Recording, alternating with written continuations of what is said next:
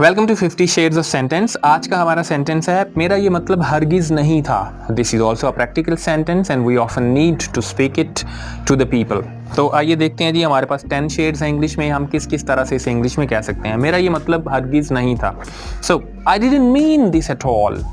मैं बिल्कुल भी ये नहीं कहना चाहता था। और you can also say I was trying to say something else. अरे मैं कुछ और कहना चाह रहा था लेकिन मेरे मुंह से कुछ और निकल गया। I'm sorry.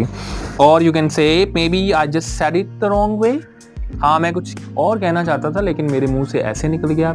Maybe I just said it the wrong way. Or you can also say you perceived me wrong. मैंने कुछ और कहा था लेकिन आपने मुझे गलत समझा। और आप ये भी कह सकते हैं you took me the other way round. मैंने जो कहना था आपने मुझे उसके बिल्कुल बरक्स समझा। और you can also say I meant something entirely different. मैं बिल्कुल कुछ और कह रहा था लेकिन आपने बिल्कुल कुछ और समझा, राइट? और आप ये भी कह सकते हैं I didn't mean to embarrass you. मैं आपको एम्बैरस नहीं करना चाह रहा था, शायद मेरे लफ्ज़ मौजू नहीं थे। और आप ये भी कह सकते हैं I didn't mean to hurt you at all.